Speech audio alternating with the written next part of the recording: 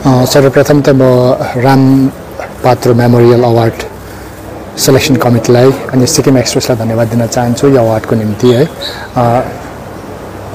यो मेरो जीवनको यो करिब 20-21 वर्षको लामो पत्रकारिताको यात्रामा यो प्रथम अवार्ड मेरो लागि हो। म कहीँ न कहीँ इमोसनल पनि छु अनि एक्साइटेड पनि छु, नर्भस पनि छु and I am grateful towards the selection committee as well. It's a great thing to know that कि मलाई एउटा इन्सपिरेसनको रूपमा हेर्नुहुन्छ भन्ने कुरा याद पाउनु मेरो लागि एउटा ठुलो कुरा हो है। अनि जस्ट एउटा प्यासनको रूपमा मैले जर्नलिजम गर्दै गएको हो अनि जर्नलिजम एज अ जर्नलिजम मात्रै सोचेर मैले गरेको, यसलाई यताउता केही सोचेन, न बिजनेसको रूपमा हेरेँ न के हेरेँ है। अनि अहिले आउने जेनेरेसन्सको लागि चाहिँ म के भन्न चाहन्छु भने भेरी क्यापेबल अफ हामीभन्दा बेसी क्यापेबल युथहरू हुनुहुन्छ अहिले जर्नलिजममा। I am very proud of them जुन हिसाबले उहाँहरूले काम गर्नुहुँदैछ, एकदमै क्यापेबलहरू हुनुहुन्छ है। अनि म उहाँहरूबाट पनि धेरै सिक्ने कोसिस गर्छु अनि उहाँहरूलाई एउटै कुरा भन्न चाहन्छु कि मैले अघि पनि भने जुन एउटा कम्पिटिसनको एरा छ अहिले होइन सोसियल मिडियामा, त्यतिखेर चाहिँ कहीँ न कहीँ जर्नलिजम पछाडि छुट्टिन्छ कोही बेला है। हामी हतार गर्छौँ, त्यो हतारको बेलामा हामीले जर्नलिजमको क्रेडिबिलिटीलाई हामीले मिस गर्छौँ, कोही बेला के मिस गर्छौँ। अनि हामीलाई धेरैजनाले यति मात्रै होइन कि मैले के गर्दैछु भन्ने कुरा होइन, तर रिडरले भ्युवर्सले हामीलाई कसरी हेरिरहेको छ त्यो कुरालाई थाहा गरेर त्यो प्रकारले काम गऱ्यौँ भने आफू पनि भ्युवरको रूपमा अथवा रिडरको रूपमा चाहिँ त्यसलाई काम गऱ्यौँ भनेदेखि धेरै कुराहरू हामीले ठिक गर्न सक्छौँ। अनि त्यसको लागि क्यापेबल पनि हुनुहुन्छ अहिले आउने जुन यङ जेनेरेसन छ हाम्रो जर्नलिजममा, उहाँहरू धेरै क्यापेबल हुनुहुन्छ एन्ड आई बिलिभ उहाँहरूले भोलि they will do wonders. Journalism यस्तो हुन्छ काम तपाईँले इन्ट्रेस्टिङ प्रकारले आफैलाई इन्ट्रेस्ट लिएर है जुनै पनि फिल्डमा स्पोर्ट्स होस् या आफ्नो फिल्डमा प्रोफेसनमा जेमा पनि जुन प्रकारले काम गर्दै जानुहुन्छ साल वर्ष बितेको थाहै हुँदैन होइन, कतिखेर कति उमेर गइसक्यो कति बिर्स्यो भन्ने कुरा थाहा हुँदैन। त्यति आफूलाई म्याच्योर पाउनुहुन्छ यही काममा है। अनि अहिले त धेरै सजिलो छ, सोसियल मिडियाको जमाना हो, गुगल सर्च गर्दा हुन्छ या त फ्याक्ट चेक धेरै गर्नु सकिन्छ। हाम्रो टाइममा त यो सब कुरा थिएन, मैले अघि भने नि लेखेर हामीले पठाउनु पर्थ्यो फर्स्टमा, त्यहाँदेखि बिस्तारै फ्लपी आयो, सिडी आयो, पेन ड्राइभ आयो, इमेल त बादको कुरा हो है। अहिले त हाम्रोमा सोसियल मिडियाको जमानामा प्लस 4G नेटवर्क 5G नेटवर्कको जमानामा तपाईँले भेरिफाई इजिली गर्न सक्नुहुन्छ कुनै कुरा पनि। त्यति हो, अलिकति टाइम लिएर गर्नुभयो भनेदेखि यो धेरै कुराहरू छ जसले आफ्नो प्रोफेसनलाई अझै सुधार्न सक्नुहुन्छ, हामी सक्छौँ।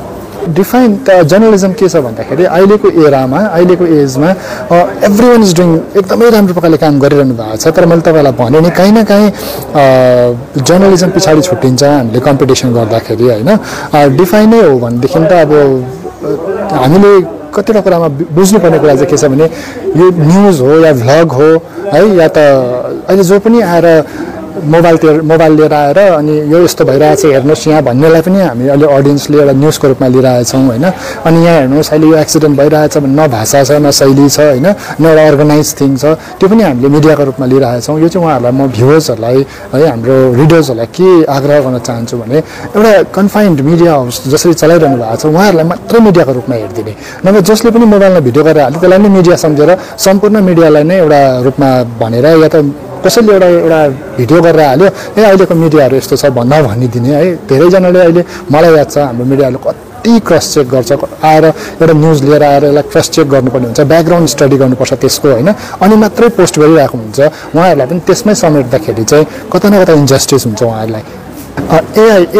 एआई म त्यही भन्छु एआईलाई युज गर्नुपर्छ हामीले, तर एआईले हामीलाई युज नगरोस् होइन। अहिलेको एरामा चाहिँ हरेक कुरा टुल्स त हामीले सिम्पल टुल्स जति युज गरेर हामी जति सिम्पल बनाउन सक्छौँ त्यति राम्रो। एआई युज गर्नैपर्छ, किन नगर्ने र हाम्रोमा आएको टेक्नोलोजीलाई हामीले किन युज नगर्ने होइन, युज गर्नुपर्छ। तर यति हो कि टोटल्ली डिपेन्ड भएर एआईमा गयो भनेदेखि चाहिँ हाम्रो आफ्नो क्रेडिबिलिटी मर्छ, हामीले आफैलाई अपग्रेड गर्न सक्दैनौँ, काहीँ न काहीँ हामी स्ट्याग्नेटेड हुन्छौँ। त्यसले गर्दाखेरि चाहिँ हाम्रो आफ्नो ट्यालेन्टलाई अलिकति पलिस गर्नुको लागि चाहिँ एआई युज गर्यो भने it's always better.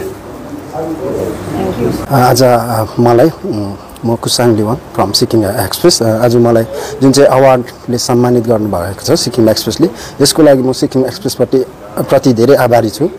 And award meant that it is motivation and inspiration the journalist must need while working in the field होइन। अन्त खुसी लागेछ, म सम्पूर्ण सिक्किम एक्सप्रेस परिवारलाई धन्यवाद दिन चाहन्छु यसको लागि। र म सबै जसले अहिलेसम्म मलाई यहाँसम्म आउनुमा सपोर्ट गर्नुभएको छ उहाँहरूलाई पनि धेरै धेरै धन्यवाद दिन चाहन्छु।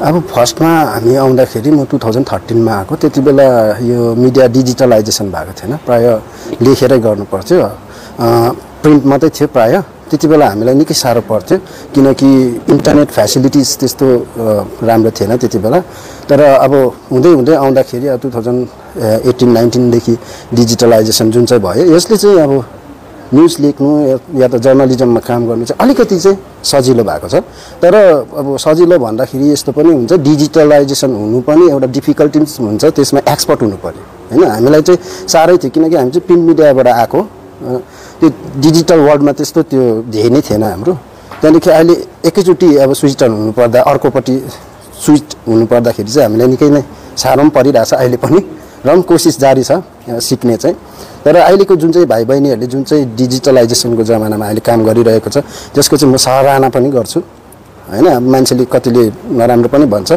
तर नराम्रो पाटाभित्र पनि राम्रो पाटा पनि छ नि त डिजिटलाइजेसनभित्र र अब हामीलाई चाहिँ त्यो अर्को प्रिन्टबाट काम गर्दा गर्दा अहिले डिजिटलाइजेसनमा आइपुग्दा चाहिँ हामीलाई चाहिँ निकै साह्रै परेको थियो तर अब 10-11 वर्ष भयो होला 13 वर्ष भयो मैले काम गरेको एक्सपिरियन्स चाहिँ राम्रै थियो दुःख थियो पहिला हैन अहिले पनि दुःखै छ जर्नलिजममा तर अब दुःखमा बाँच्नु भनेकै मजा आउनु हो नि त हैन कमिङ जर्नलिस्टहरूलाई म के मेसेज दिन चाहन्छु भन्दाखेरि एउटा क्रेडिबिलिटी होस् तपाईहरुमा हैन एउटा सत्यतामाथि आधारित न्युज गर्नुहोस् अन्त कहिले पनि यस्तो के कहिले पनि फेम नेम र फेमको पछाडि कुदि नरानुहोस् काम गर्दै जानुहोस् तपाई अलरेडी आफै त्यो पाइहाल्नुहुन्छ जुन चाहिँ तपाईले नेम र फेम चाहनुहुन्छ नि त्यो आफै पाइहाल्नुहुन्छ म यति नै भन्न चाहन्छु